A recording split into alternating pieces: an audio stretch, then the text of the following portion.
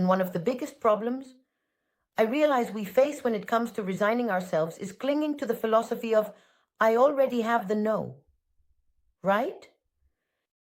It's like this person has already shown me that they don't want to be with me, that I don't matter to them, that they've changed their mind, whatever it may be.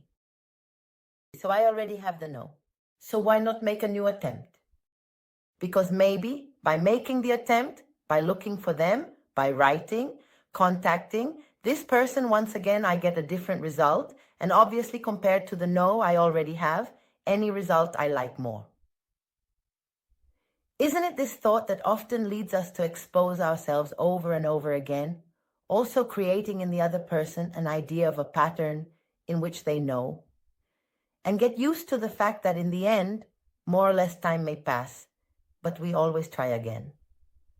This is why people who know we are involved with them often take us for granted as unconditional, right? Because they get used to, this person. Right now I don't know about them, but it's okay because I know they can't be without me, right? That's the underlying thought. I know that sooner or later they will come looking for me again. And you will do it because of that idea we mentioned before. The one of, what does it matter? I'm already in for a penny, in for a pound, right? Many times when people tell me they've gone back to look for the person, it's like, Amanda, but what does it matter? If I already know that this person doesn't care, what difference does it make? It's like, why would I hold back from something if in the end, right? Without realizing what might really be hidden or what the reward might be when we do have that willpower. Why? Because you don't realize that every time you say, I already have the no and go, you're giving your best approval. In other words, you're putting yourself in that position where you allow this person once again to have the option to make you feel rejected, to make you feel bad again. You don't realize that it's not about, I already have the no. In the end, no matter how much you already have the no, you still put hope into it again. With each attempt, you cling a little to hope. You have a certain faith, and when this person snubs you, it indeed hurts you, right? So there comes a time when one has to change their mindset and not cling to, I already have the no, what does it matter? I'm not proud. It's just that I want to be true to myself and stop all that nonsense and say, what I truly want is to be true to myself in terms of not giving you more opportunities to reject me, to not give you the chance again to make me feel bad about myself, to make me feel undervalued. I don't feel like it. From now on, I'm going to take it seriously. I'm not going to fall into mental traps anymore, and I'm going to bet on myself. And I'm going to distance myself. And not only am I going to distance myself, but since I'm going to take it seriously, a consequence of this is that I'm also going to move forward. And what happens when we move forward? Well, we finally end up breaking that mental scheme I mentioned before that the person has, the one where this person is there. It's like they feel you're going to be there forever. Really, humans are very prone to take things for granted, especially when it comes to undervaluing what a person offers us. Especially if it hasn't cost us any effort, meaning if you have been enchanted by this person from the very first moment, and perhaps you are a very proactive person and have always taken the reins more, assumed more the role of going and seeking, going and contacting, or if simply at the moment this person changed, you couldn't let it go because you liked them a lot, you felt a lot. The point is that when the other person has the feeling that they have us, without having had to earn all that affection, all that admiration, simply by being themselves, breathing, existing. I'm alive and you adore me, right? Well, when that happens, we tend to undervalue it, which is quite foolish. Because if we're honest, there are very few people out there who you will move so much. There are few people in life who will be willing to try so many times, to do so much for someone who hasn't sought to earn it, who haven't used games or manipulations, but have organically awakened a feeling within you. And that feeling is like an engine you can't silence, and it drives you again and again to seek. But even though that is a gift, which life doesn't offer often, due to the way it develops, our mind tends to undervalue it. It undervalues on one hand, and on the other, to top it off, it thinks that this person in the end cannot help but fall over and over again. It's like, let's say the weakness we feel for the other makes the other person lose respect for us. Instead of being happy thinking about what we could be, instead of seeing the potential. Why not? For you, liking the person so much that you can't control yourself, you interpret this as there being a lot of potential here. Because you think, obviously, this doesn't happen to me with everyone. I'm not willing to kick my dignity for just anyone I like. So if I'm doing it for this person, it's because there's something more. And you see the potential. And you don't understand why that person doesn't see it. Well, they don't see it because as things have unfolded, this person perceives your effortless interest in them as a weakness. And humans tend to underestimate. Weakness, we lose respect. And that's why many times another person, instead of realizing the potential as you see it, ends up underestimating you, not respecting you, considering you weak, like, oh my, why doesn't this person value themselves more? And they keep coming after me so much. I want someone who values themselves. I want someone who makes it difficult for me. That's how we are, right? But as I say, in the end, you move forward. And believe me, one way or another, and you don't have to worry much about it. This person realizes it. It's like, I don't know if you've ever seen the meme or the reel about when such a thing happens. I won't say anything, but there will be signs, right? Well, believe me, in these cases, that's how it is. The moment you truly commit to yourself, which is the most important part, which is not to deceive yourself or make excuses to search, but rather it's over. That is to say, and really, the motto you commit to would be, if you are not willing to come for me, this is where it ends. I've already done what I needed to do on my part. So I commit that if this is meant to be, it will be. Because finally, you realize it and are willing to do something for me. If this doesn't happen, if at no point my absence in your life leads you to miss me, to remember me, to reflect on everything I've contributed to you, if I am so, how should I say it, so irrelevant in your life, then that's it. If I am so irrelevant in your life, I will make you irrelevant in mine instead of trying to force my way into your life.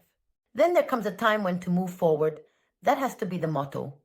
It has to be, if this continues, if this is meant to be, it won't depend solely on me.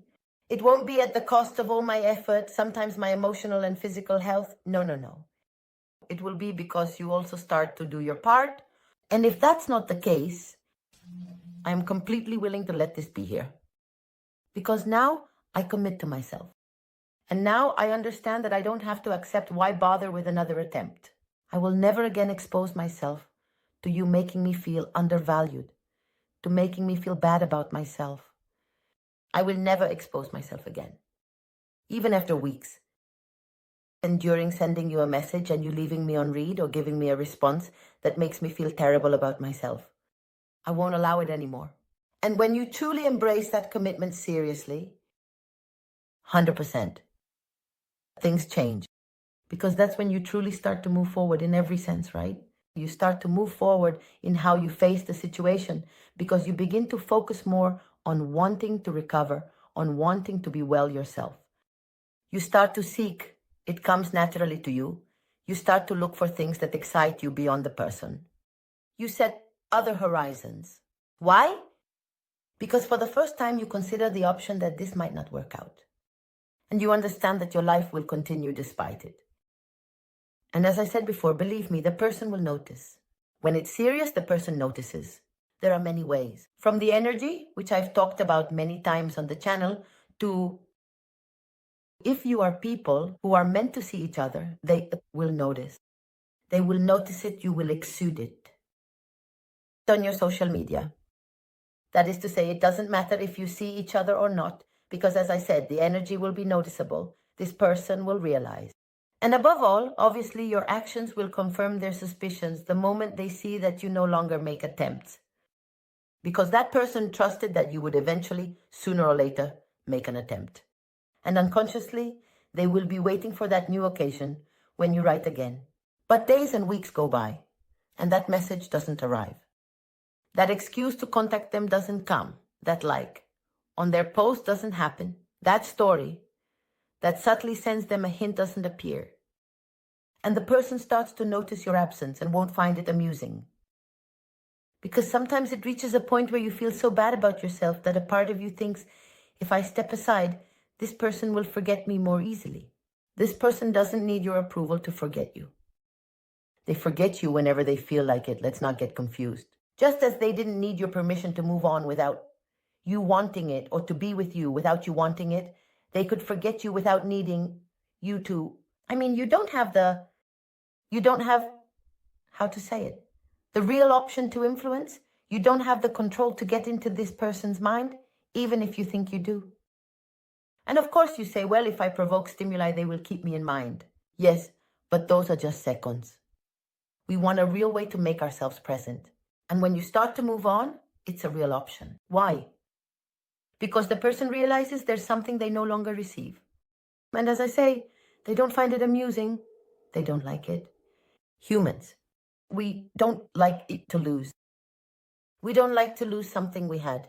It makes us very angry, even if it's something we didn't value, even if it's something we thought we could do without. Why?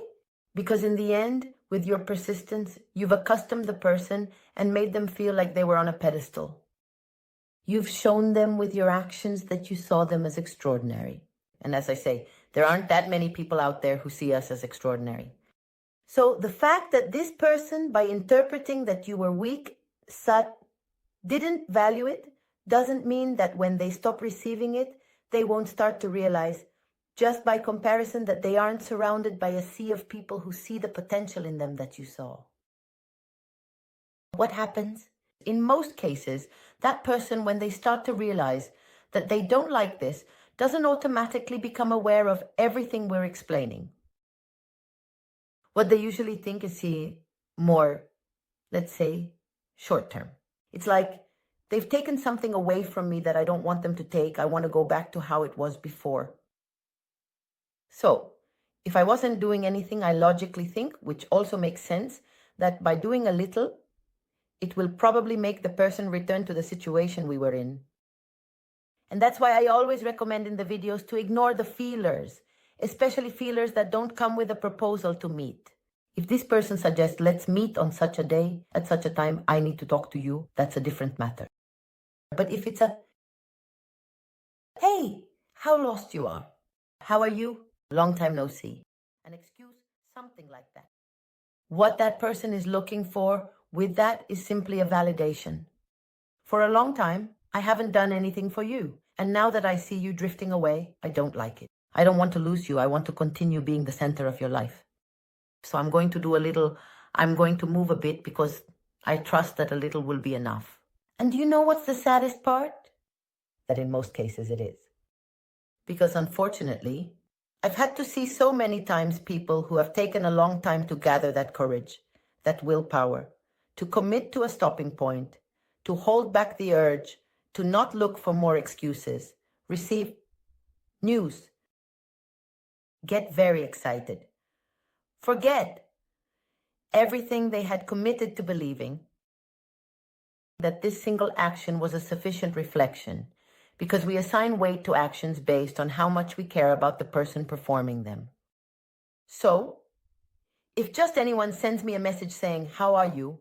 I don't give it much importance, but if that person sends it, that person who perhaps for a long time didn't take the initiative, then it's like, wow.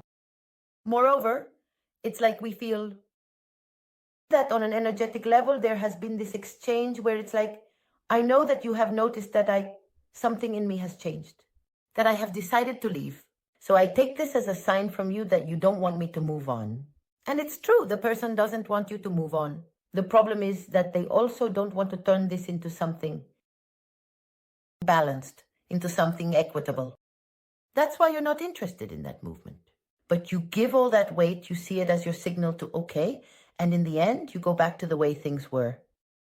You feel like you're going backwards. On top of that, you then have a very strong emotional hangover because there's a part of you that upon seeing that, indeed it stays here. I've merely made a move 2, at most 3, for you to go back to the way things were. When you see that it's gone back to the way it was, you feel very frustrated and very bad. It's as if without my permission, this person has once again managed to make me feel that unpleasant sensation of feeling less than I didn't want. That's why you ignore the hints. Ignore the suggestions. For that person to realize no. Not with very little are we going to go back because I'm serious.